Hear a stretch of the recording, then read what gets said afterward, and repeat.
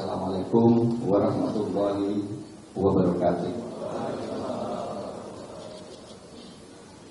Yang terhormat Panglima Tentara Nasional Indonesia Bapak Laksamana TNI Bapak Jenderal Polisi Listio Sigit Prabowo sebagai Kapolri, para Kepala Staf Angkatan, Saudara Sekjen Kemenhan, Wakil Gubernur Lemhanas, para pejabat Eselon 1, Kementerian dan Lembaga, kemudian Pangkotama TNI seluruh Indonesia, Kapolda seluruh Indonesia, para Danrem, para Danlan Tamal dan para Danlanot, untuk para Pangdam dan seluruh pejabat Eselon 2 di Kemenko Polhukam dan hadirin sekalian. Saya mengucapkan terima kasih kepada Bapak Panglima dan Bapak Kapolri yang telah menyelenggarakan acara ini untuk menindaklanjuti arahan Bapak Presiden tentang beberapa hal, terutama terkait dengan akan dilaksanakannya pemilu tahun 2024 beserta isu-isu lain yang mungkin sensitif untuk mempengaruhi pemilihan umum. Hampir dapat dipastikan pemilu kita akan bisa menyelenggarakan tahun 2024, yang itu berarti kira-kira kurang 10 bulan dari sekarang, kalau itu jadi Februari 10 atau 9 bulan. Nah, ada beberapa masalah yang kenapa saya katakan hampir 100%, artinya ya sebenarnya pemilunya itu sendiri sudah pasti di tahun 2024, tetapi masih ada beberapa isu krusial yang kita tunggu. Misalnya masalah sistem pemilu, apakah akan terbuka atau akan tertutup.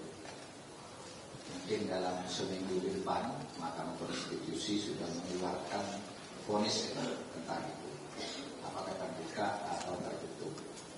Tetapi kalau secara teknis, bukan dari analisis konfigurasi politik, secara teknis bagi penyelenggara pemilu terbuka ataupun tertutup itu sama saja secara teknis administrasi.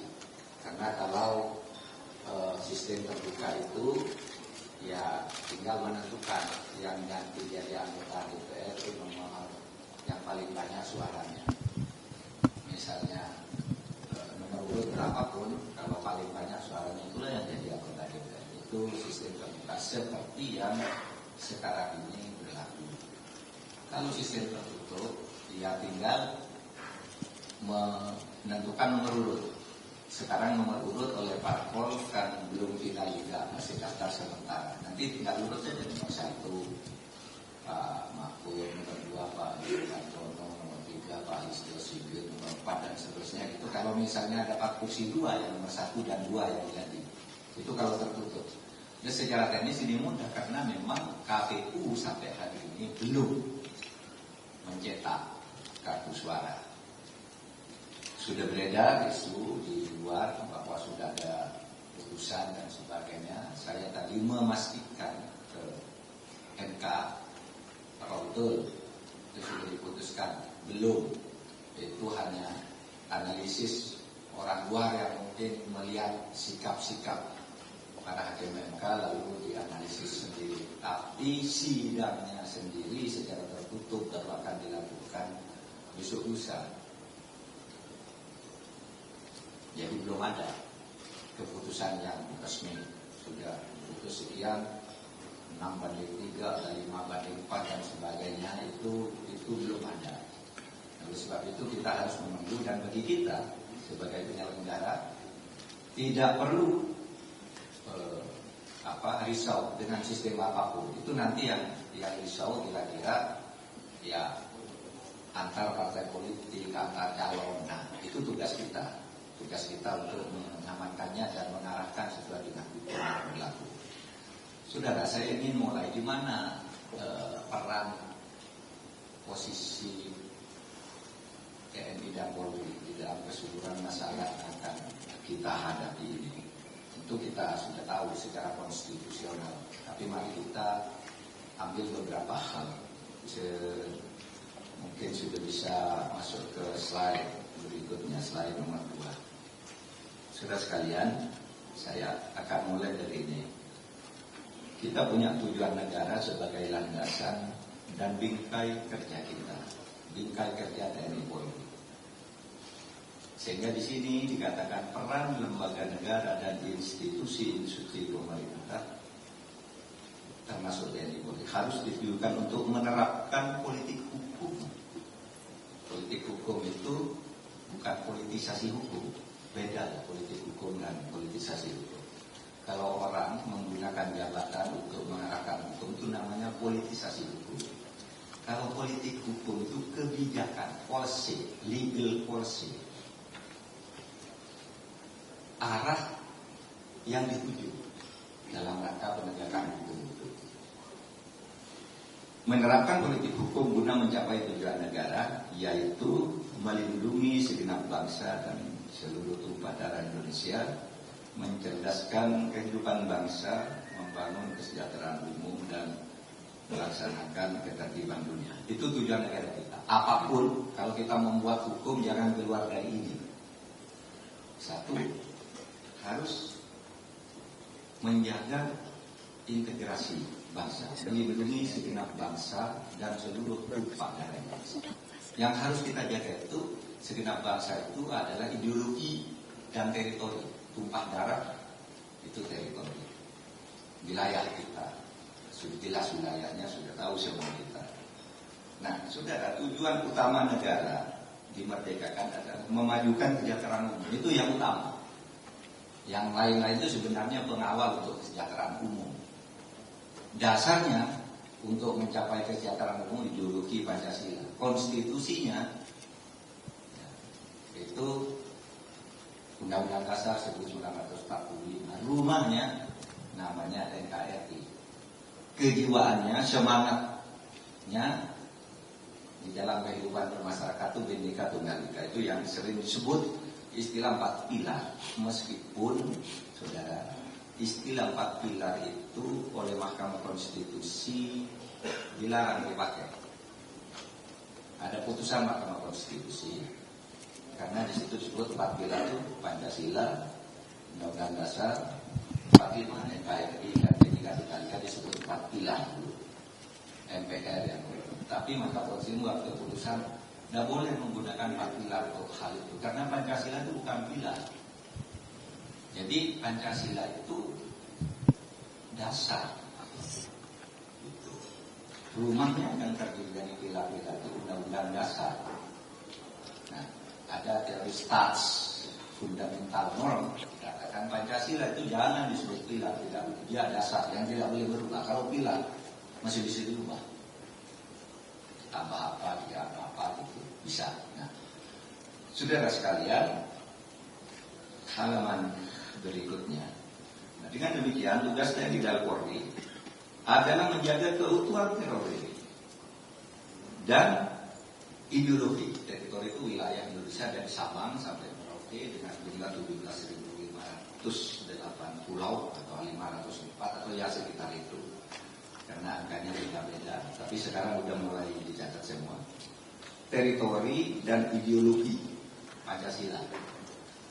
Ini sekarang ini kita, saudara, gangguan. Meskipun belum merupakan ancaman yang serius terhadap teritori itu. Misalnya kalau dilihat dari barat itu di Natuna Utara, itu sering ada kapal-kapal asing masuk dan sebagainya. ilegal lah, illegal fishing dan sebagainya, masuk bahkan juga dengan dari penelitian dan sebagainya. Itu teritori yang harus kita jaga.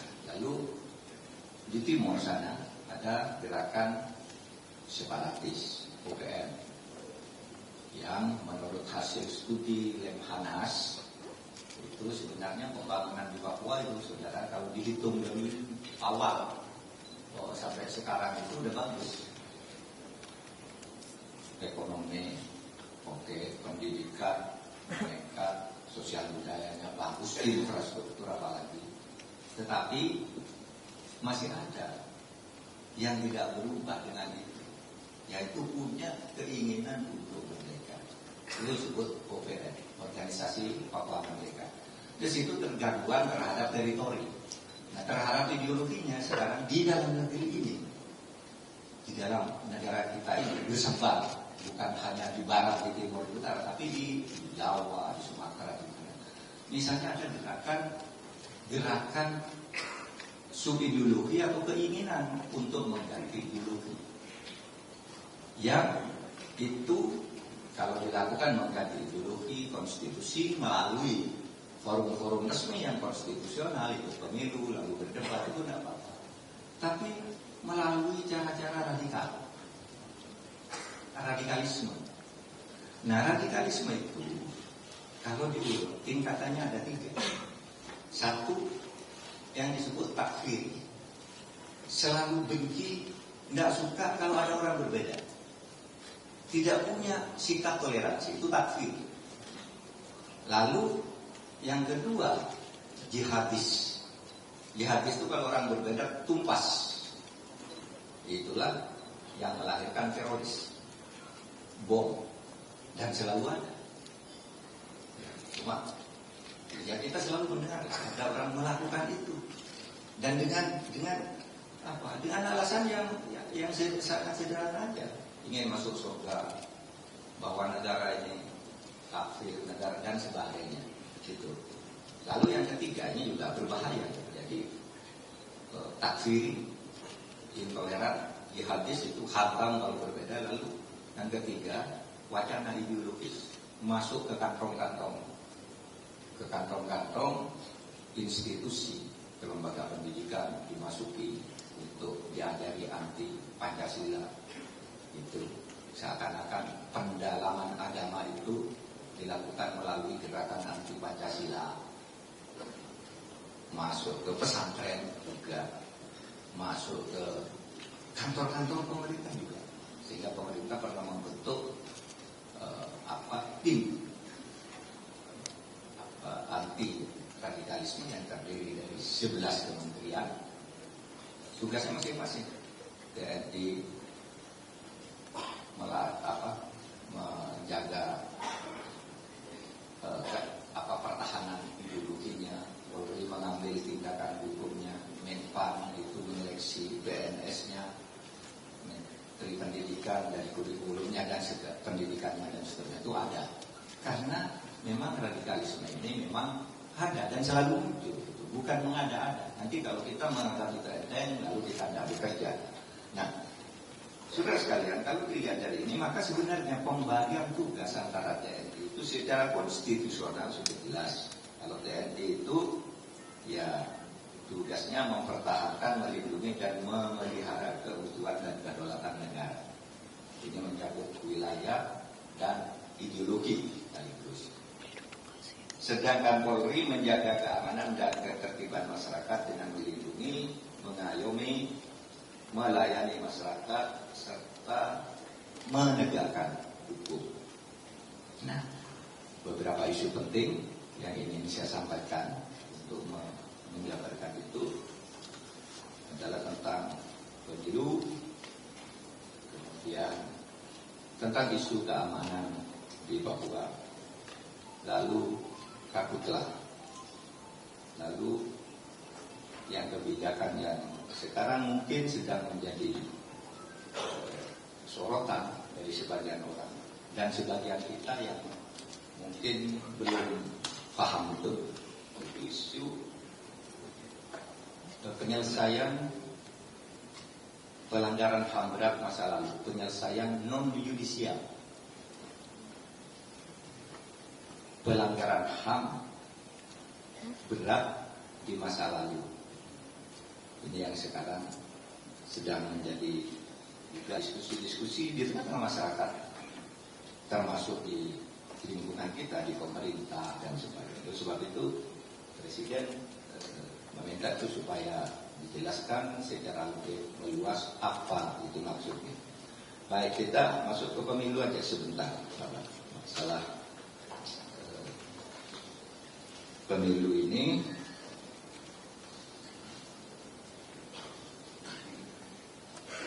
gini, saudara, ke halaman 5.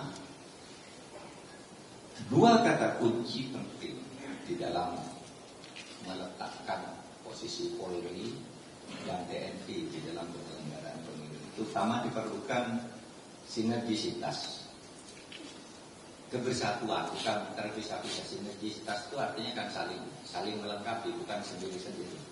Nanti bekerja sama-sama keras, tapi sendiri-sendiri kerjanya sama-sama keras, mungkin efektivitasnya tidak akan maksimal. Oleh sebab itu diperlukan satu sinergisitas, yang kedua netralitas. Karena apa? Karena di dalam pemilu itu ada kerawanan. Halaman berikutnya. Pertama, kerawanan di tahapan pemilu, yaitu sudah lewat ini. Tahapan awalnya di tingkat nasional sudah mulai lewat, misalnya kemarin pendaftaran ribut, ada yang merasa mendaftar memenuhi syarat dijegal, ada yang tidak memenuhi syarat diangkat gitu. Nah itu saya katakan kepada KPU, Anda hati-hati, harus menggunakan standar yang sama. Itu ribut, bukan main. Nah sekarang sudah selesai. Pendaftaran caleg juga sudah selesai. Tinggal nanti sebentar lagi, masih 6 bulan lagi, masih bulan Oktober, November, itu pendaftaran pasangan capres dan cawapres. Nah, kalau itu masih lama. Tapi pendaftaran caleg sudah masuk sekarang. Nah, ini nanti diseliti dulu lalu dikembalikan ke partainya untuk disusun kembali karena ada perubahan-perubahan tempat, ada yang double gitu, ada di partai sana atau ada nama ini di partai ini nanti. Itu akan diselesaikan, itu administratif. Lalu pada tingkat provinsi, kabupaten, kota, itu nanti yang akan rawan situasi keamanan adalah pada saat kampanye dan perhitungan suara. Itu kami biasanya saat tepat musim kampanye bergelap, nanti di TPS perhitungan suara ada yang protes, ada yang ribut, ada yang bikin kekerasan dan sebagainya. Kemudian di tingkat desa nanti biasanya rawan itu ketika pengiriman dari TPS masuk ke kecamatan, kabupaten, dan biasanya berdasar pengalaman saya sebagai hakim memang kadang-kala terjadi tukar menukar dan jual beli suara di dalam proses ini. Ya kita sih kalau di pusat enggak, ini sudah jujur semua, kita sudah atur semua. Tapi di bawah itu selalu ada. Oleh sebab itu perkara selalu masuk ke Mahkamah Konstitusi setiap pemilu. Sehingga saya katakan begini, pemilu di era sekarang ini, saudara, sama dengan era Orde Baru, sama-sama diwarnai kecurangan. Ya terbuka aja kita. Cuma bedanya apa? Di zaman Orde Baru itu kecurangan bersifat vertikal. Yang melakukan pemerintah. Lembaga pemilihan umum itu adalah Mendagri. ABC namanya. Yang menentukan pemenang pemilu, pejabat provinsi, kabupaten, wali kota, itu kan ABC, ABG. ABRI, birokrasi, Golkar. Dulu kecurangannya diatur dari situ. Tapi sesudah reformasi kita udahlah, tak usah curang. Buat lembaga pemilu sendiri di Bulala, namanya KPU, yang menurut konstitusi itu bukan bagian dari pemerintah. Sekarang ini kalau KPU buat apa-apa yang dituding pemerintah. Pemerintah tidak adil. KPU itu DPR yang milih dan partai politik. Karena dulu belajar di Orde Baru itu Mendagri selalu. Pengawasnya selalu Jaksa Agung. Sekarang enggak. KPU-nya sendiri, badan pengawasnya sendiri, yang mengawasi pengawas ini juga sendiri. Itu di dalam tata hukum kita sekarang. Nah, sekarang ini kalau begitu kok masih ada curang? Iya, ada curang. Yakin? Yakin. Karena saya hakim. Ngadili pemilu, tahu kecurangan di mana-mana. Gitu. Tetapi beda, Pak. Sekarang kecurangan itu bersifat horizontal. Kalau dulu vertikal dari atas, sekarang horizontal. Partai ini mencurangi partai ini yang digugat KPU. Partai ini membeli suaranya partai ini. Orang dirugikan gugat KPU. Itu banyak. Cuma supaya diingat, kecurangan yang seperti ini meskipun terbukti tidak selalu membatalkan hasil pemilu. Ini satu, harus ini. Karena kadang-kadang orang betul curang, pemilunya batal. Enggak. Kalau saya calon, Pak Listio Sigit calon, Pak Listio Sigit menang, dapat 5 juta suara. Saya dapat 4 juta, saya kalah 1 juta. Lalu saya menggugat ke MK, membuktikan Pak Listio Sigit curang. Saya buktikan ke MK, terbukti betul curang, tapi curangnya hanya 200. Nah, dalam keadaan begini, meskipun benar terjadi kecurangan, Pak Listio Sigit tetap menang karena 200-nya kalau ditambahkan ke saya juga tidak mengungguli angkanya Pak Listio. Oleh sebab itu jangan diganggu, hakimnya disuap, sudah tahu curang masih dimenangkan. Dalam pengalaman saya, gubernur misalnya, ada 2 gubernur yang masuk penjara, terbukti dia menggunakan dana pemerintah untuk menyuap pemilu dan menang. Kita tetap nyatakan menang. Kenapa? Satu, tidak signifikan perbedaan. Yang kedua, tidak ada yang bisa membuktikan bahwa yang dibayar itu betul-betul milik dia. Oleh sebab itu tetap menang jadi gubernur. Tapi saya kirim ke KPK ini ada penggunaan dana ditemukan di sidang MK, dia masuk penjara. Ada yang pemohon itu curang betul, meskipun sudah masuk penjara masih dipilih, jadi lantik karena dia secara hukum tata negara benar. Tapi secara hukum pidana salah, dilantik gubernur jam 11, jam 12 dipecat. Karena hukum tata negaranya harus begitu. Sudah, jadi jangan sembarang nuduh. Polisi nuduh, tentara nuduh, hakim. Wah, itu semua sudah berkolusi. Orang sudah kalah, masih dituduh curang. Orang sudah curang masih dimenangkan. Nah, saudara, itu tentang hukum pemilu sekarang. Jadi kita sudah punya Mahkamah Konstitusi. Dulu tidak ada Mahkamah Konstitusi. Sekarang ada survei kemenangan. Sekarang bebas. Mau mantau ke TPS sekarang diberi surat oleh KPU, kan memantau ke sana, TPS mana. Asal jangan mengganggu. Dulu tidak boleh. Kecuali saksi resmi yang ditentukan oleh pemerintah. Nah, sekarang silakan. Nah, ini perbedaan pemilu sekarang dan dulu. Apakah baik? Ya, tidak tahu. Tapi sekarang dari sudut demokrasinya sudah lebih bagus. Tetapi akar data akibatnya, ya kita sering mengeluh sekarang kehidupan partai politik tidak seperti dulu. Zaman Orde Baru bisa terkendali, semua tertib. Sekarang karena demokrasi sudah berlebihan, itu nantilah penilaian orang. Dan kita tidak berada pada posisi untuk menilai itu benar atau salah, baik atau salah, itu biar para pengamat ilmuwan yang nanti mengkristal menjadi bahan membuat kebijakan bagi pemerintah dan DPR pada masa-masa yang akan datang. Nah, itu tentang pemilu. Lalu ke halaman 9 langsung aja, ke halaman 9.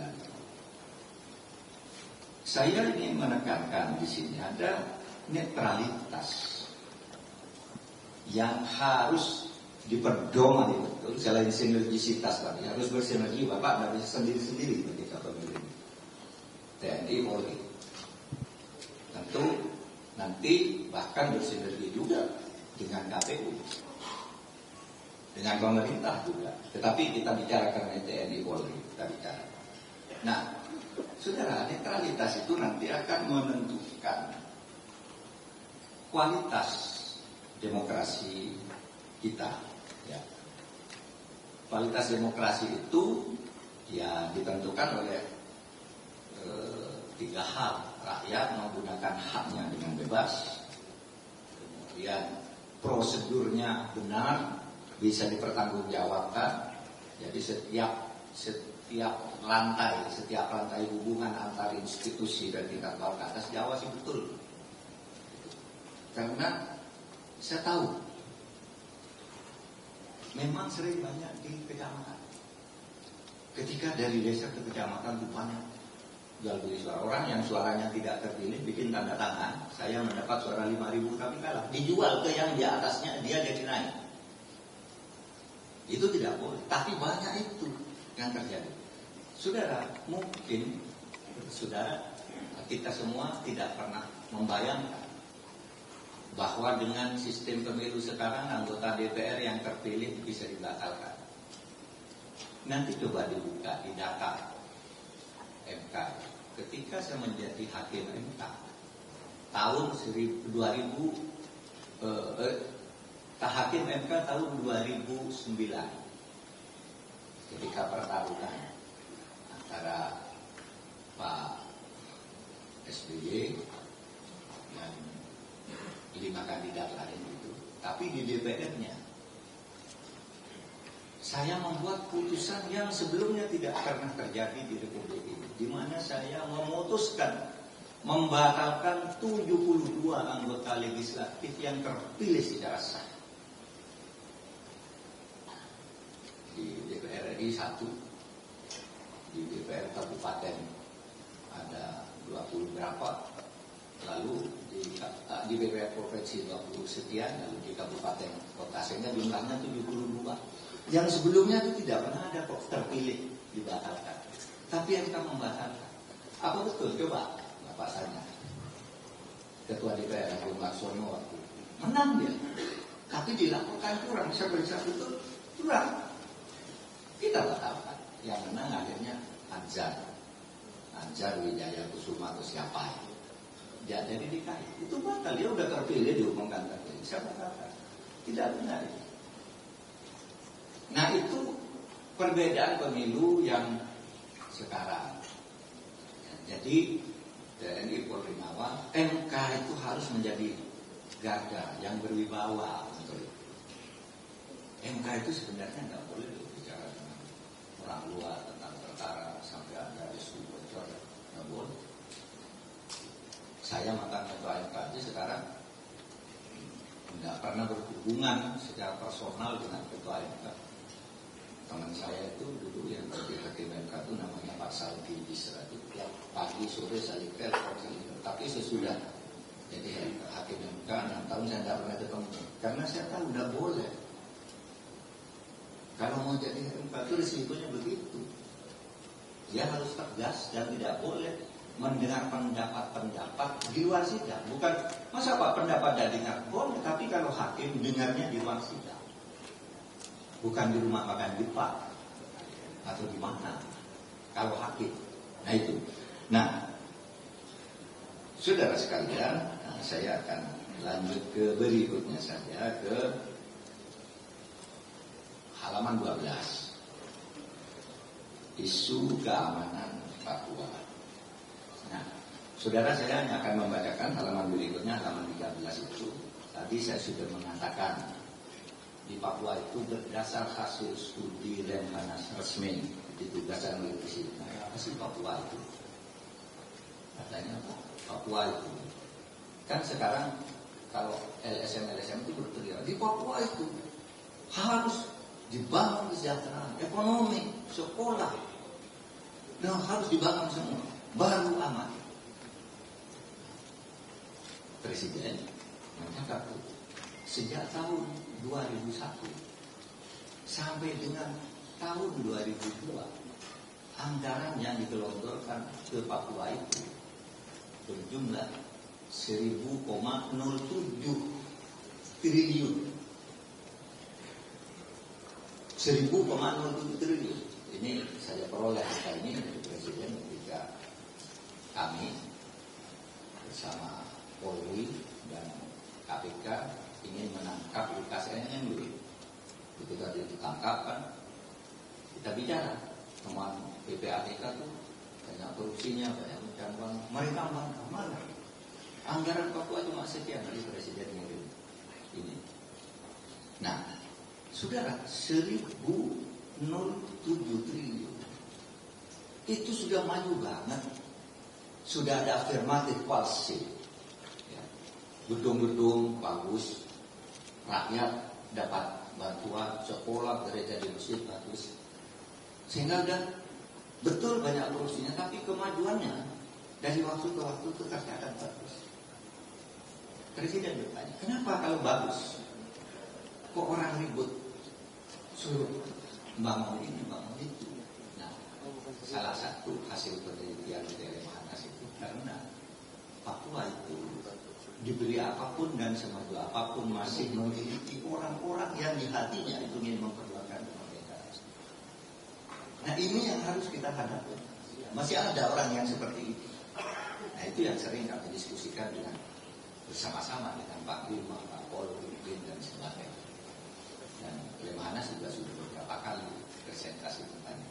Nah, untuk itu dalam konteks koordinasi antara Kemenko Polhukam dengan penyelenggara pemilu dan kementerian terkait, maka terkait kondisi keamanan di Papua, salah satu hal yang perlu dicatat penting sekarang ini sedang terjadi isunya, kasusnya penyanderaan pilot.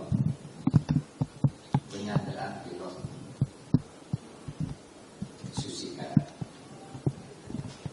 itu ya kita tangani sendiri secara internal. Kita kebijakannya nggak boleh melibatkan negara lain.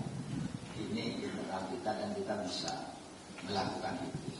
Apapun taruhannya tidak boleh masuk ke internasional di situ, karena kalau itu diiakan nanti akan mereka itu mana ternyata ada ini. Sehingga kita tolak setiap upaya campur tangan internasional yang disodorkan oleh LSM, oleh LSM internasional dan sebagainya tanpa ditanda.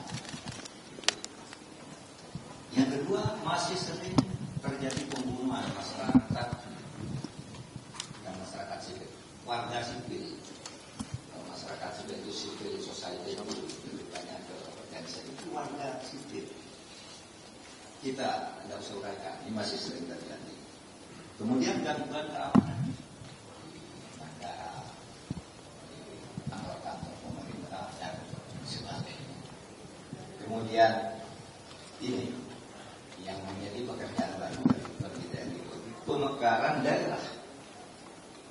Sekarang daerahnya kan sudah dimekarkan. Selatan, Papua Tengah, Papua Pegunungan, kemudian utara, lalu nanti Papua Barat Daya yang juga akan dimekarkan.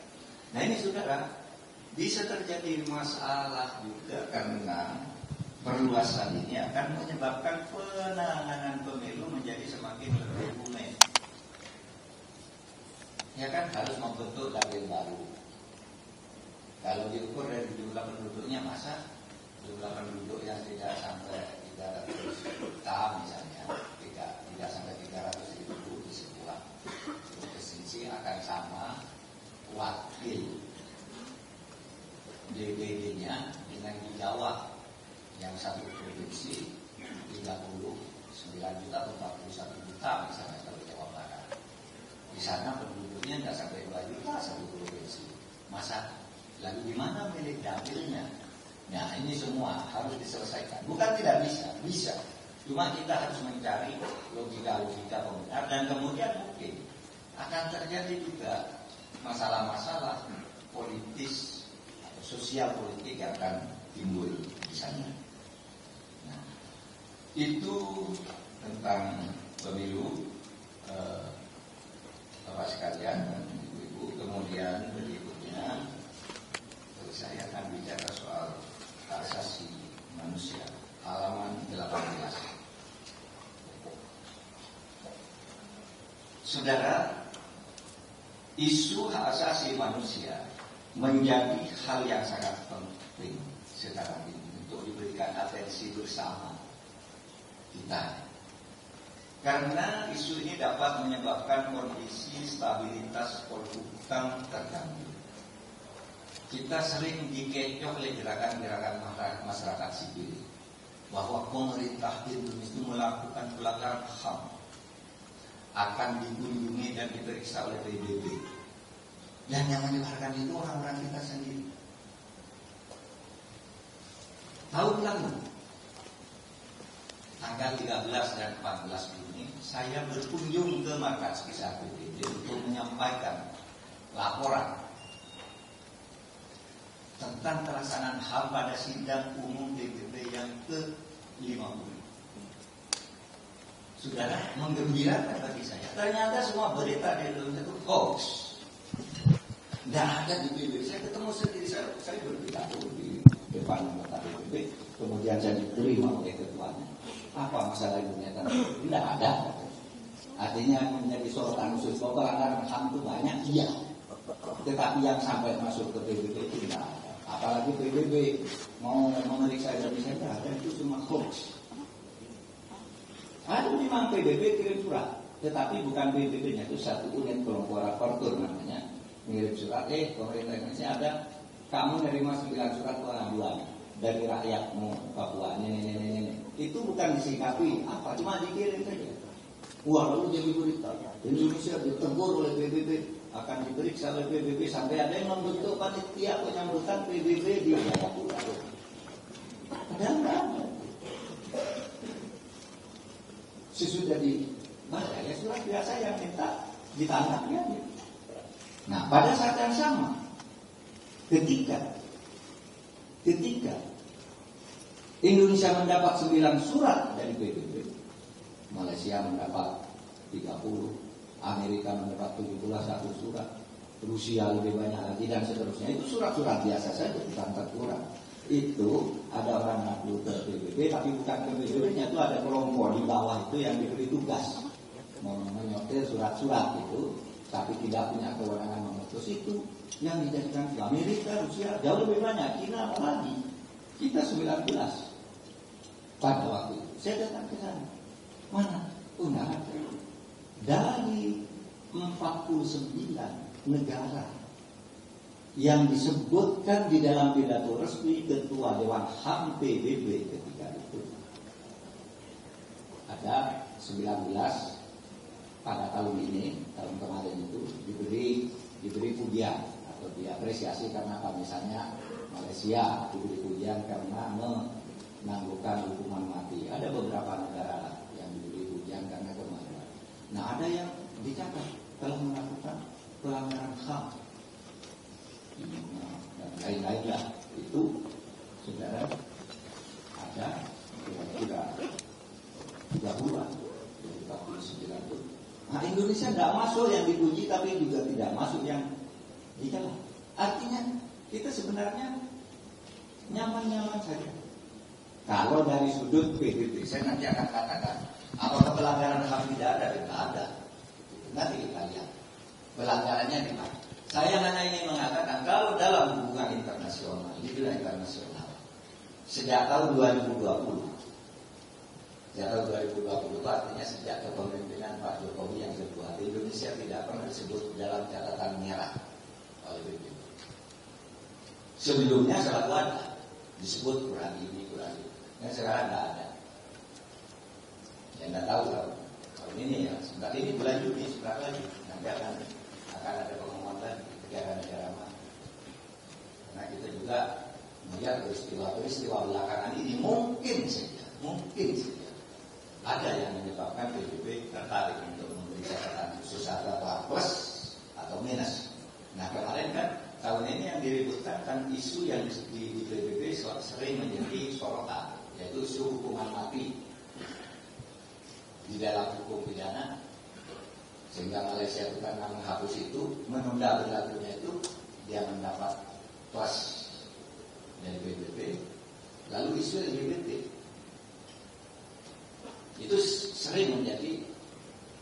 unsur yang dipertimbangkan untuk menilai penegakan hak asasi manusia. Tentu banyak unsur, saya hanya ambil contoh saja dari apa yang menjadi tugas kita di sini. Saudara, sekarang ini ada hoax itu berita bohong, berita tidak benar, berita sesat. Seakan-akan penyelesaian non-yudisial pelanggaran HAM berat di masa lalu itu merupakan pintu hidupnya lagi komunisme dan PKI di Indonesia. Hoax terang-terangan dipidatukan ini. Saya dengan siapa Kiai Wawan atau siapa yang dari Jawa Timur ini pintu masuk. Agar Tanjung juga ini tiket untuk menentukan kembali PKI. Saudara, saya jelaskan sekarang agar kita semua bisa sama menjelaskan. Begini, sekarang ini tidak ada politik hukum baru bagi paham komunisme. Tidak ada. Politik hukumnya jelas ditetapkan oleh MPR komunisme dan segala organisasi yang terlarang. Tidak ada kebijakan baru.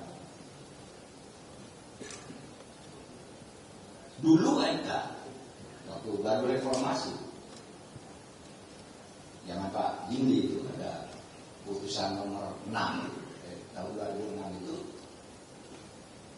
ex anggota dan keturunan PKI punya hak politik yang sama untuk ikut pemilu untuk calon. Mau jadi pegawai negeri boleh, berapa boleh, tapi tetap dilarang menyebarkan ajaran komunisme dan menghidupkan itu tetap tidak ada politik hukum baru. Politik hukumnya hak asasi manusia. Mereka ini harus diperlakukan sama sekarang, asal tidak mengganggu ideologi. Kalau mengganggu ideologi disamakan dengan radikalisme. Radikalisme yang tadi, yang urutannya takfiri, tidak toleran, teroris, itu jihadis, itu yang ketiga wacana masuk meracuni pikiran-pikiran orang berbagai aktor. Nah itu yang dilarang. Kenapa boleh melarang? Boleh melarang karena negara kita negara merdeka dan punya ideologi yang mempersatukan kita. Saudara, PPH, penyelesaian non-yudisial pelanggaran HAM berat masa lalu itu adalah untuk menyantuni korban, bukan untuk menyantuni pelaku kejahatan.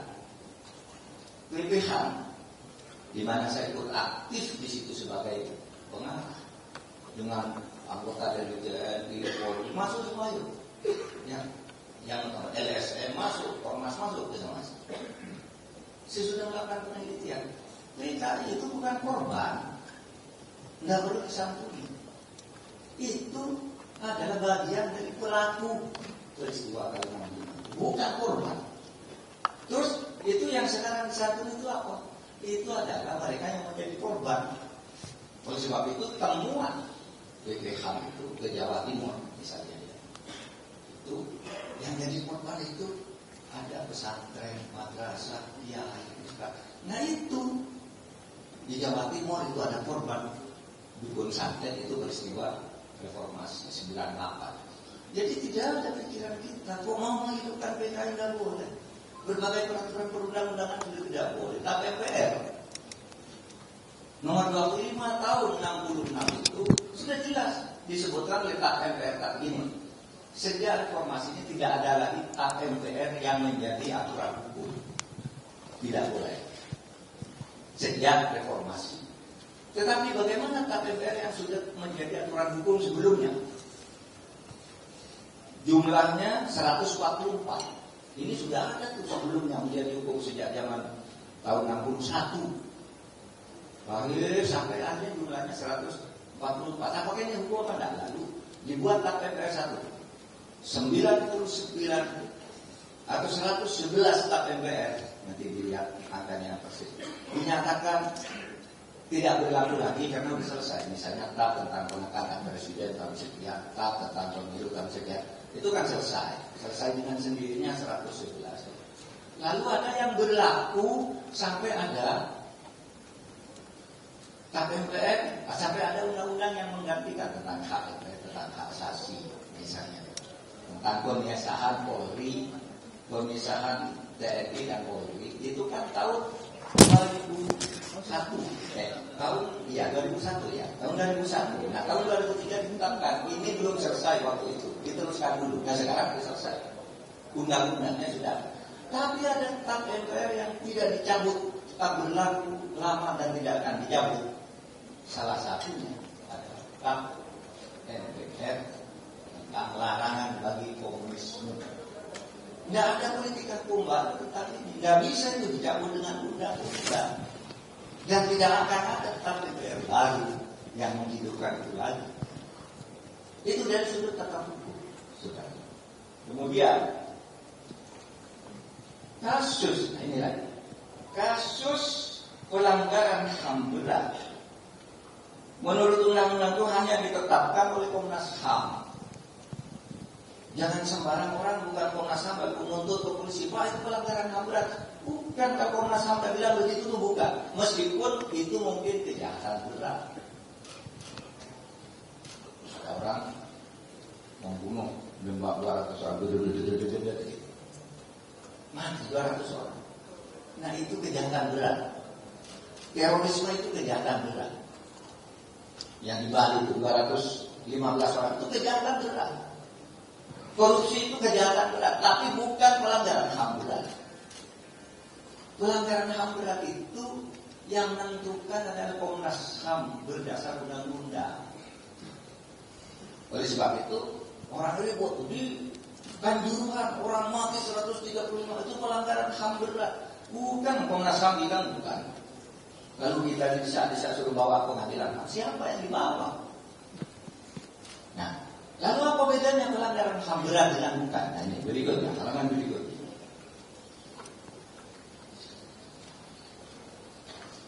Mengapa kita duduk dari sini? Mengapa pemerintah itu membentuk tim penyelesaian non-yudisial pelanggaran HAM berat masa lalu? Karena amanat TAP MPR dan undang-undang untuk melaksanakan KKR itu sulit diwujudkan. Nah kita mulai. Berikutnya halaman 20. Terlihat halaman 20. Nah, PP HAM ini, penyelesaian HAM non-yudisial ini dibentuk untuk menindaklanjuti perintah TAP MPR dan undang-undang. Jadi perintah TAP MPR itu dulu bukan sekarang. Dulu begitu reformasi lalu ada TAP MPR yang menyatakan kenapa kita ini kacau? Karena pemerintah melanggar HAM. Melanggar HAM berat. Lalu dibuat TAP MPR itu selesaikan. Diadili pemerintah. Diadili siapa yang melakukan pelanggaran HAM berat itu. Maka saudara, disitulah kemudian kita diarahkan oleh TAP MPR dan undang-undang itu untuk menyelesaikan pelanggaran HAM berat. Satu, melalui pengadilan, itu yudisial namanya. Yang kedua, melalui KKR, Komisi Kebenaran dan Rekonsiliasi. Melalui yudisial maupun melalui KKR sampai sekarang, sampai hari ini tidak bisa dilaksanakan.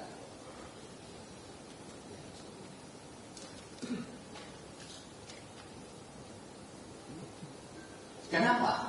Halaman berikutnya sekarang.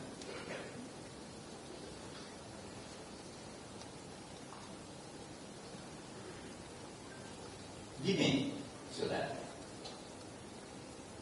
Komnas HAM itu menyelidiki pelanggaran HAM itu banyak sekali. Termasuk peristiwa tahun 65 itu ditulis sebagai pelanggaran HAM berat. Karena di situ diberitakan ada 9.000 orang meninggal, sekian orang meninggal. Itu pelanggaran HAM berat. Kita tidak bisa nolak untuk mengatakan Pak itu bukan, dari itu Komnas HAM yang memutuskan. Undang-undang menyatakan itu Komnas HAM. Sekarang laksanakan perintahnya Pak, bawa ke pengadilan.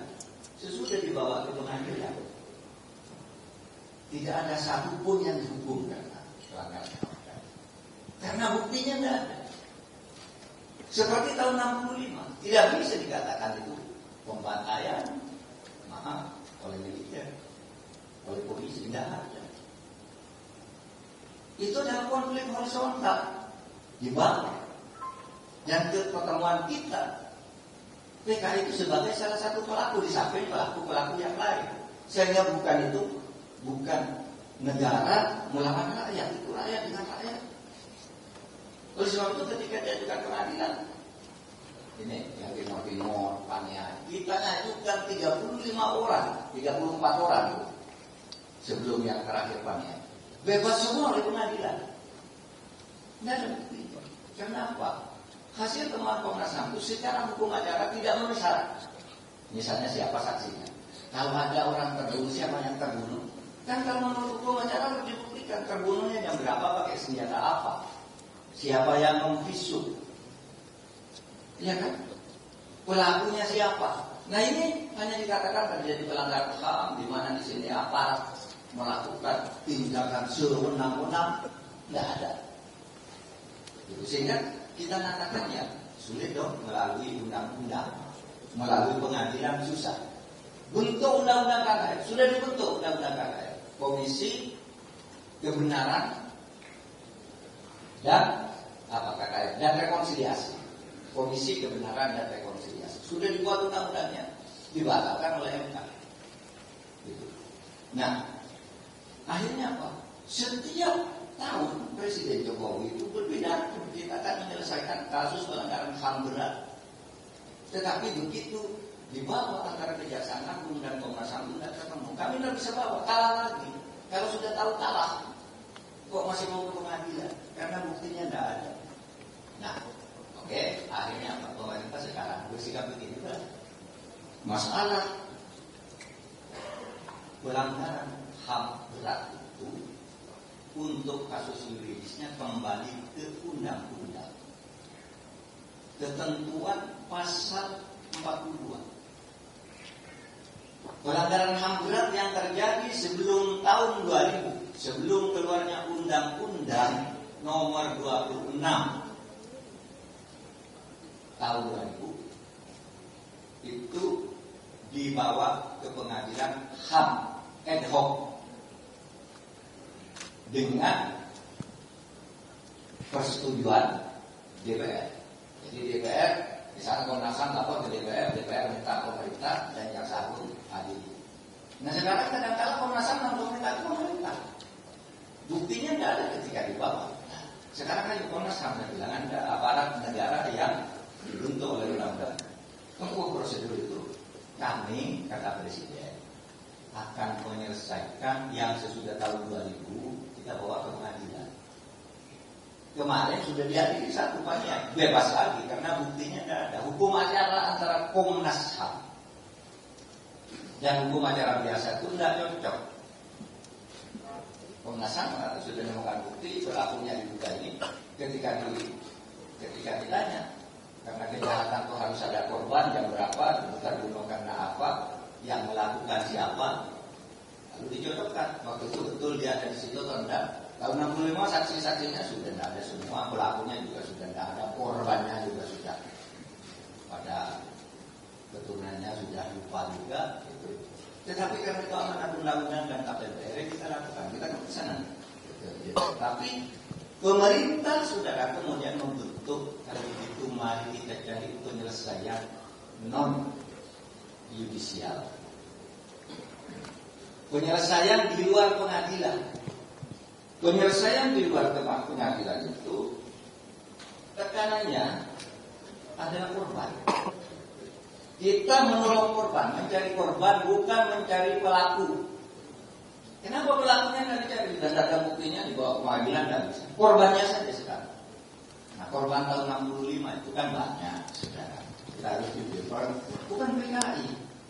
Orang misalnya yang kita kenal semua namanya. Orang yang pada tahun 60-an dikirimkan bersekolah ke Eropa dan ke berbagai macam negara oleh Bung Karno untuk membangun Indonesia itu banyak yang kemudian dituduh PKI atau punya kaitan PKI, sehingga begitu peristiwa 65, 66, mereka tidak boleh pulang. Kenapa? Nah, ini sekolah Eropa, negara-negara PKI dan sebagainya, negara-negara komunis. Tidak boleh pulang. Itu yang disebut exile, exit.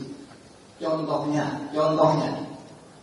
Jadi kalau kita mau menolong korban tahun 65 itu bukan menolong PKI, bukan. Contohnya Pak Habibie. Pak Habibie itu disolokalakan oleh Bung Karno tahun 60 untuk menjadi insinyur yang tangguh membangun Indonesia. Tahun 63 dia lulus master. Tahun 65 dia lulus doktor dengan summa cum laude.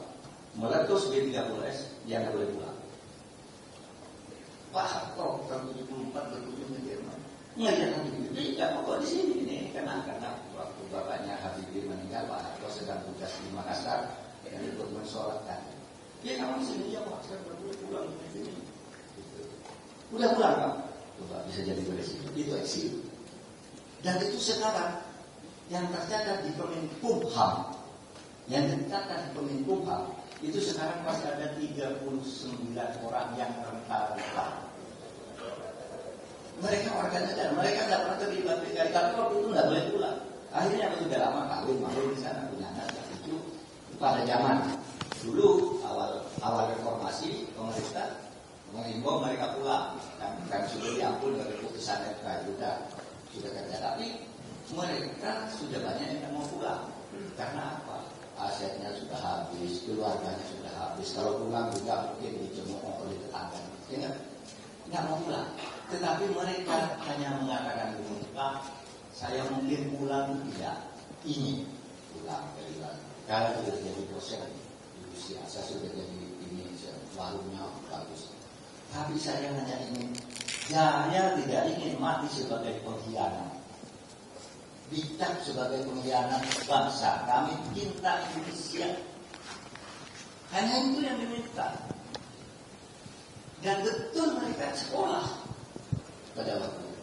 Nah yang begini nih saudara, bukan lalu membeli tiket hidupnya komunisme. Kalau itu dianggap tiket yang lebih spektakuler, itu yang tahun 2006 itu ketika MK menyatakan udah mantan keluarga PKI yang dulu disebut bebas menjadi calon DPR, menjadi pegawai negeri, sekarang enggak ada. Nah, saudara sekalian, itu pengadilan. Ya tadi saya bicara pengadilan nggak bisa, buktinya ada. Sekarang kita bilang Komnas HAM, yuk kamu lapor aja ke DPR. Nanti kita berdebat di DPR, buktinya apa mana? Kita begitu kan. Buktinya apa mana? Ayo kalau mau ke pengadilan, pelanggaran kamu masalah. Karena semua bebas kalau dibawa ke pengadilan. Kalau presiden praktis, Mahfud, Pak Menko, kenapa kita bawa ke pengadilan aja? Kalah Pak, ya tidak apa-apa kalah. Tapi kita kan sudah melaksanakan perintah undang-undang. Jaksa Agung nggak mau Pak. Kalau sudah tahu kalah, tidak ada bukti dibawa ke pengadilan, berarti kejaksaannya tidak profesional. Tidak mau jaksa Agung, sudah DPR yang memutuskan. Mari kita berdebat di sini. Saudara, tidak ada politik hukum baru tentang komunisme dan larangan PKI sebagai organisasi terlarang. Tidak ada. Itu tetap berlaku dan dikunci oleh tap MPR yang terakhir, tap nomor 1 MPR tahun 2023. Bapak sekalian, di mana itu yang dianggap pelanggaran HAM berat? Mungkin Bapak ingin tahu di halaman berapa, 26 tadi ya. Ini yang ditetapkan oleh Komnas HAM. Nah, nih. Jadi saudara, ketika kami membahas di kabinet sekalipun banyak yang tidak paham bedanya pelanggaran HAM berat dan kejahatan berat. Ada yang mau suka, Pak, itu korban Ambon itu jumlahnya banyak. Loh, kerusuhan di Ambon itu bukan kejahatan HAM berat, itu konflik horizontal. Pak, di Aceh itu korbannya ada ribuan di Helsinki. Di mana? Ya itu bukan pelanggaran HAM, saudara. Komnas HAM tidak mengatakan. Yang dikatakan oleh Komnas HAM ini, satu, peristiwa 6566, bukan peristiwa PKI. Peristiwa 6566. Karena urusan peristiwa PKI itu sudah ditambah 6566 itu korbannya banyak. Kiai saya aja, Kiai saya nama Kiai Jufi itu menjadi korbannya. Sedang ceramah itu dibunuh. Nah yang begitu itu keluarganya masih banyak. Yang ditemukan oleh Pak Ifdal Kasim di Jombang beberapa pesantren itu yang dibunuh menjadi korban tahun 65. Nah itu korban. Itu yang kita ini sudah kok katakan itu kan PKI. Coba lihat nih, yang diperhatikan ini, maaf ya, kan Islam semua nih. Coba itu ada di Aceh, Dukun Santet, itu kan kiai-kiai 86 kiai itu dibunuh di situ. Kemudian ada peristiwa Simpak KKA Aceh, kalau Dukun Santet itu di Banyuwangi.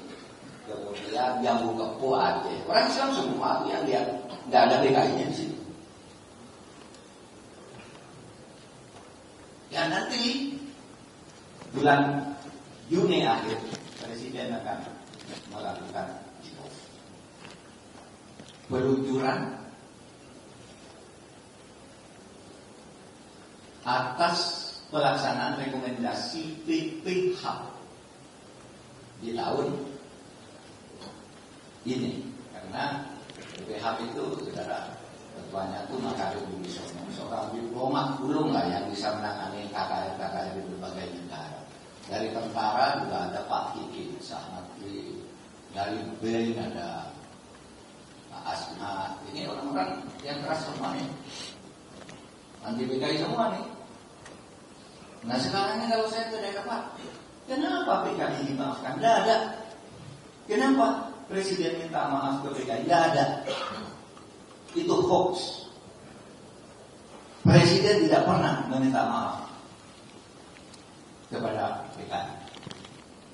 Yang dinyatakan oleh Presiden itu, Presiden mengakui telah terjadi pelanggaran HAM berat dalam 13 kasus. Itu ada tertulis 14 karena Wasior dan Wamena itu sebenarnya bisa semula jadi satu, sekarang dipisah. Presiden menyatakan bahwa menyesal telah terjadi itu. Kenapa? Kan tidak bisa nolak Presiden, itu sudah keputusan Komnas HAM bahwa itu terjadi dan kita semua melihat itu terjadi. Saya aja yang jauh dari tahun 65 tahu bahwa itu terjadi. Itu terjadi. Mengakui, Presiden mengakui dan menyesalkan bahwa itu terjadi. Tidak minta maaf. Nah sekarang ini kok kalau sampai ada orang begitu, Pak, kenapa? Kok kita minta maaf ke PKI? Dan harusnya PKI yang minta maaf ke kita. Saya bilang gimana? Jelas itu Pak, media di medsos tidak ada. Pidato Presiden itu terekam jelas ketika menyatakan itu, bisa dibuka di YouTube. Itu pernyataan. Masa itu terjadi? Tapi tidak ada. Memang ada yang memberi konsep minta maaf kepada enggak, saya bilang nggak bisa. Tidak ada minta maaf. Nah tolong dijelaskan, tidak ada permintaan maaf ke PKI dan tidak ada politik hukum baru terhadap PKI. Nah, saudara, yang terakhir coba halaman dan rekomendasi tugas halaman 27. Halaman 27. Nah, Presiden berdasar rekomendasi PPH itu kemudian mengeluarkan Impres nomor 2 tahun 2023 yang menugaskan kepada 19 menteri dan pimpinan lembaga setingkat menteri. Polhukam melakukan ini, Mendagri melakukan ini, Mendikbud melakukan ini, Kemensos melakukan ini melakukan terus disebutkan 19 apa yang Menko, PUPR dan sebagainya. Tugasnya apa? Tugas yang diberikan untuk masing-masing lembaga memulihkan hak korban atas peristiwa pelanggaran HAM berat secara adil dan bijaksana. Misalnya korban dukun santet di Banyuwangi, kita bantu sekolahnya, kita bantu pesantrennya. Ayahnya sudah dibunuh, keluarganya sudah berjagat, kita bantu. Apa yang bisa dibantu? Itu bukan mereka itu. Di Aceh juga rumah gedung itu, yang korbannya ya tidak banyak juga. Tapi kita akan mulai dari sana nanti. Bagaimana terus kok dinisbahkan dengan PKI? Tidak ada. Memulihkan hak korban atas pelanggaran peristiwa pelanggaran HAM yang berat secara adil dan bijaksana. Menurut saya kalau dari sudut hukum itu sudah adil.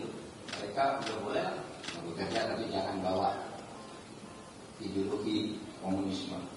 Mencegah agar pelanggaran HAM yang berat tidak terjadi lagi.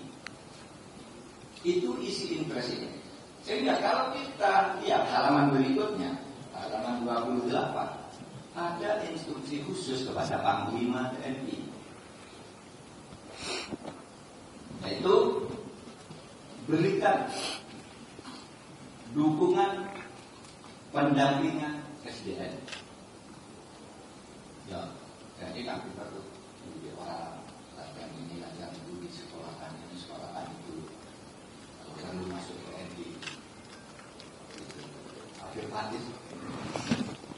Kemudian berikan dukungan dalam penyiapan dan pemanfaatan sarana dan prasarana, terutama di wilayah yang sulit mendapat akses sesuai dengan kondisi dan kebutuhan.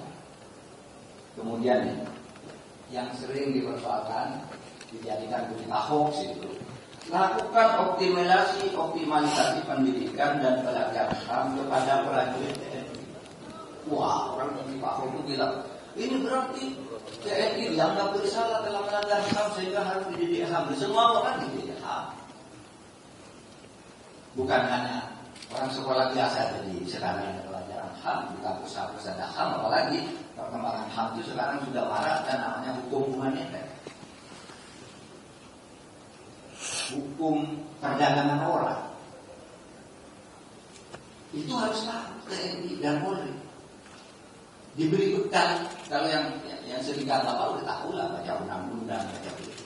Tapi yang mereka dibawa kadang-kadang tidak baca yang seperti ini. Oleh sebab itu Polri juga kemudian diinstruksikan oleh Presiden supaya mengambil langkah-langkah komprehensif yang bertujuan menjaga keamanan dan ketertiban masyarakat serta lakukan juga optimalisasi pendidikan dan pelatihan HAM pada anggota Polri. Nah, sudah sekalian, apa bedanya pelanggaran HAM berat dengan kejahatan berat? Sederhana. Kalau kejahatan berat itu dilakukan oleh orang sipil atau sesama sipil atau oknum aparat, apa polisi, apa tentara, apa kantor bea cukai, apa kantor perumpam, oknum. Tidak ada jaringan struktural yang memandu agar seseorang dianiaya sehingga menjadi pelanggaran. Kalau kejahatan itu mungkin korbannya lebih banyak, tetapi bukan pelanggaran HAM. Ya itu kan ada konflik horizontal, ada perang antar suku, mati sih. Itu bukan pelanggaran HAM. Apakah itu kan tidak dihukum? Dihukum juga, cuma istilahnya bukan pelanggaran HAM berat. Dihukum juga tidak ada pelanggaran itu yang tidak dihukum. Sehingga kemarin ketika kami rapat, lalu bahwa ada kasus sekian ribu orang konflik malu, itu bukan pelanggaran HAM berat, tidak ada di yang 14 disebut oleh Komnas HAM. Itu diselesaikan biasa, mau ke pengadilan biasa. Pemerintah mau membangun infrastruktur untuk mereka, silahkan. Yang menang pengadilan pemerintah bayar, gitu. Nah kadang-kadang ketika saya dulu baru jadi menteri berapa seminggu itu sebulan, saya tidak bahwa surat daerah Pak Jokowi tidak ada pelanggaran HAM berat. Wah, orang itu dari saya itu katanya baru jadi menteri sudah pokok pelanggaran banyak. Lalu disebutlah kejahatan-kejahatan berat itu, terorisme, pembunuhan anak, membunuh ibunya, orang membakar toko, itu kan itu kejahatan namanya. Kalau pelanggaran HAM berat ini tadi yang 13. pelakunya itu apa? Dan itu harus dibuktikan. Terstruktur, ya ada komandan, apa-apa, tugas lapangan dirasakan. Di persenjataan caranya bagaimana, nanti kalau terbunuh disembunyikan kemana, di mana. Nah itu namanya pelanggaran HAM berat, meskipun korbannya hanya satu. Tapi kasus kerusuhan yang baru terjadi di Haluku itu misalnya, itu bukan pelanggaran HAM meskipun korbannya banyak. Itu konflik horizontal lain lagi. Nah saudara, mohon dipahami pelanggaran HAM yang ini yang digagas karena itu ketetapan atau isi undang-undang yang dimandatkan kepada Komnas HAM untuk menentukan, bukan kita yang menentukan. Kita nyatakan putusan nggak bisa. Itu Komnas HAM sudah tentukan, itu sudah. Itu. Dan Komnas HAM juga tidak sembarang ya. Buktinya itu kasus Kanjuruhan kemarin Kanjuruhan itu pelanggaran. Saya bilang di Komnas HAM kamu ngapain nyelidik. Wah mungkin ada pelanggaran HAM beratnya, oke kamu selidiki. Kesimpulannya bukan pelanggaran HAM berat meskipun korbannya 130 juta. Tapi sekarang ini masih banyak tuh yang terjadi. Kenapa? Itu kan berat sekali kok. Pak Menko bilang bukan pelanggaran HAM berat. Memang bukan secara. Memang bukan. Nah untuk memetakan hal-hal yang seperti ini, saudara sekalian, kita berkumpul hari ini untuk memantapkan saja. Karena sebenarnya saya tahu persis bahwa saudara semua sudah paham tentang ini, tetapi saya masih baterai baru. Karena kita akan pemilu dan ini akan menjadi isu kita semuanya. Terima kasih. Assalamualaikum warahmatullahi wabarakatuh.